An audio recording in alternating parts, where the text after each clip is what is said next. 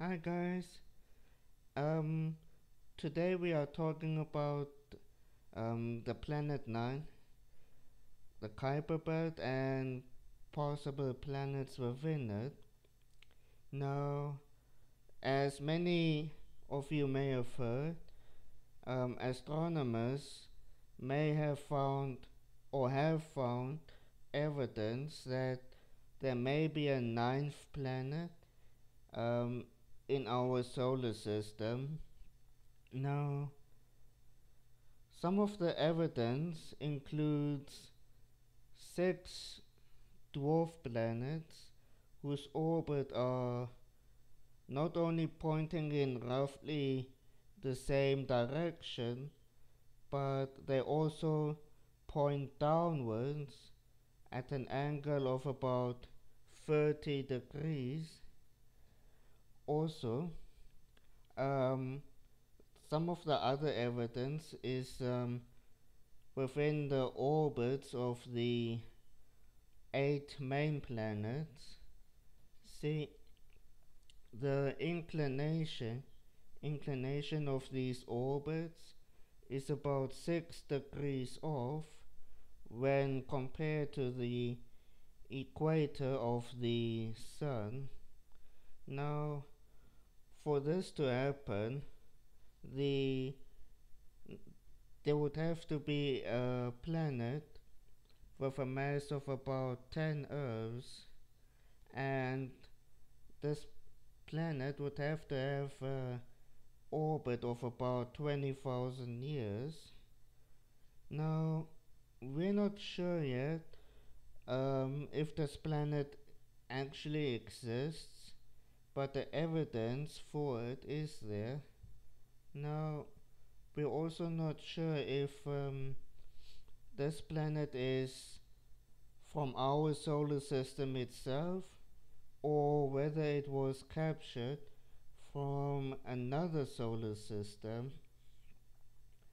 Now, either way, it is both are actually quite possible because now I will talk about the first one just now, but with the second one, that it was captured from another solar system is also possible because we found thousands of other solar systems, and some of these are actually very similar to some science fiction movies, such as Star Wars, for example, or James Cameron's Avatar, for example.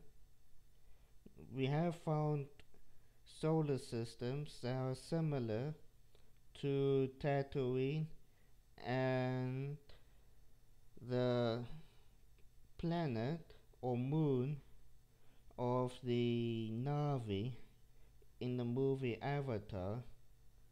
Now, it's possible that another solar system passed by ours quite close, and one of the planets may have been captured by our solar system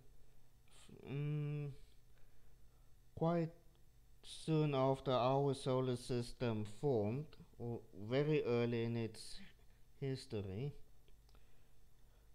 Now, for the first one, I will include both. I will include that one with the Kuiper Belt and its planets. Now, with the Kuiper Belt, there are two zones. The classical Kuiper Belt, which extends from 6 billion to 7.5 billion kilometers, and then there's the scattered disk, which extends from 7.5 to about 12 billion kilometers, and it is within the scattered disk where some of the planets may be hidden. Now, the orbits of the comets in the classical belt are roughly circular and are on the same plane of the 8 main planets, while the orbits in the scattered disk are more inclined and more elliptical. Now, it has been proposed that there may be one, possibly more, planets within the scattered disk. The smallest proposed may have a mass of about Mars, and the largest may be the size of Venus or Earth. Now, with the orbits of Planet 9 and these proposed planets, is that they may have gotten there when the 4 gas planets, Jupiter, Saturn, Uranus, and Neptune, migrated. Now, with that, when the solar system formed, the gas planets were born much closer together. Jupiter, Saturn, Uranus, and Neptune may have been orbiting the Sun within the orbit of Uranus. Also, they weren't in the same order as we see today. Now, according to the models that scientists made in Nice, if I remember, that's in Italy or France. Okay, I'm not sure yet on that part, but it's called the Nice model. I hope I'm pronouncing that name correctly. But according to this model, the planets, the 4 gas planets, were born quite close together, and they didn't have the same order that we see today. Now, Jupiter and Saturn were in the same order, but Uranus and Neptune were switched around, as in it was the order was like this: Jupiter, Saturn, Neptune, and then Uranus. Now, at that stage, the planets, especially the 4 gas planets, pulled on each other with their gravity, especially Jupiter and Saturn, because they're the largest of the 4. And because of this gravitational interaction, Jupiter and Saturn got into a orbital resonance where Jupiter orbited the Sun twice. For every one time Saturn did, and this orbital resonance wasn't very stable. Eventually, this caused Jupiter and Saturn to migrate. Jupiter migrated inwards, and this disturbed the asteroid belt, which caused them to be flung all over the place into new orbits, or get sucked in by Jupiter, or start hitting the inner planets. Saturn moved outwards and caused Neptune and Uranus to move outwards and switch places. Now, because of their high mass, Jupiter and Saturn eventually caused other to stop where they were in their new orbits that we see today, but and Neptune and Uranus kept going outwards, and eventually they not only switched places but also moved into the orbits that we see today. While they did so, they disturbed a massive comet belt and a whole lot of dwarf planets, including Planet 9, which may be a gas planet or super Earth. Now, we're not sure yet since we haven't observed yet, so we don't know any of its physical properties yet. But these dwarf planets, Planet 9, and comets were pushed outwards into new orbits or got sucked in by the gravity of Uranus and Neptune, or they were flung into the inner solar system. Now, some of the dwarf planets, including Pluto, got into an orbital resonance with Neptune, where Neptune orbits 2 orbits for every one of these dwarf planets. This also includes some of the comets as well. Now, some of the remaining dwarf planets that we still need to discover may have absorbed enough comet material to have gained proper planet mass, and they continued outwards until they reached a stable orbit around the Sun, by which time they will have gained enough mass to have planetary starters today. Now, according to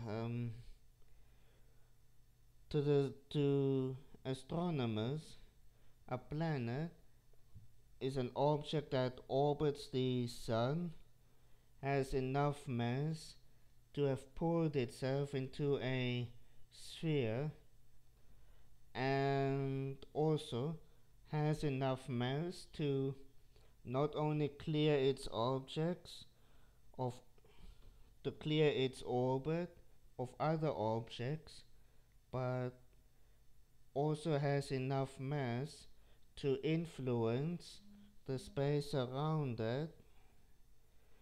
And this may be what's happening in the scattered disk with these potential planets. They may have now these dwarf planets that were kicked into these orbits.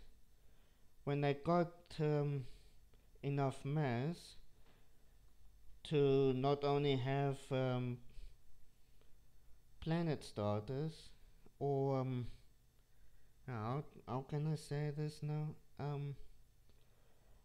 As they plowed through the comet belt, they sucked in so much material that they gained enough mass to start influencing the space around them by clearing their orbits of other objects, and also influence the orbits of other objects by slowing them down or speeding them up. depending on how the orbits are. Now, there may, like I said, there may be one or more planets in the scattered disk belt which is or are influencing the orbits of these comets and possibly other dwarf planets in that part of the solar system. Now, we still need to find these planets, including Planet 9, which will have also been pushed into this orbit that it has now, or proposed orbit. Now, with these planets, including Planet 9, we still need to physically observe it or them. But until then, it may still take some time for Planet 9. It may be a matter of months, perhaps a year or so, for us to find them. Now, it's possible that by Christmas 2018 that we may have found Planet 9, but until then, the search for Planet 9 and the possible planet or planets within the scattered disk of the Kuiper Belt will continue. And I now ask the viewers that I have that if you have a telescope and interest in it, like I said before, if you discover one of these planets and you have a name for it, firstly, it will have to be within myths and legends that we have. And if you have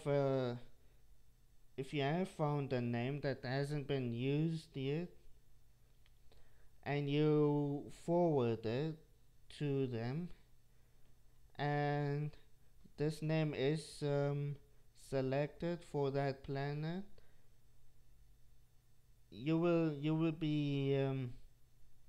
be quite famous for this not only discovery but also for naming it. So I challenge you guys to go out there with your telescopes and look for these planets and give them a very cool name. So that's my challenge. Go out there with your telescopes, find those planets and give them cool names from the myths and legends that we have. And yeah, that's it for my video. And yeah, that's about it that I can talk about for now. If there's something you want me to talk about, please leave a comment in the comment section, or yeah, please let me know. I really want this interaction with you guys. And yeah, that's now for my next video I will go on with part 2 of the space series that I'm planning.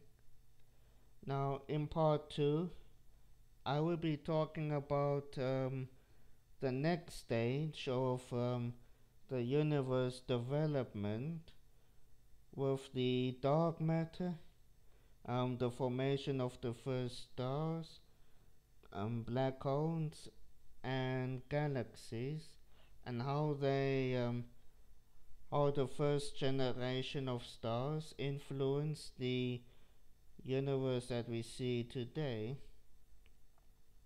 And I really hope you like these videos, subscribe to them. I really need your help with this. I really want this channel to lift off, take off, whatever. And like I said before, if my voice sounds boring, yeah, that's just my voice. That's my autism voice. But if you guys help me out with this channel, um, over time the quality of the videos will improve. But I really hope you guys like these videos, subscribe, please leave a comment that we can have more chats, please. So yeah, that's about it for today. And yeah, yesterday was my birthday, October 20th. So which is why I'm releasing the video today. So yeah, that's about it for today for now. So yeah, peace out guys. See you next time.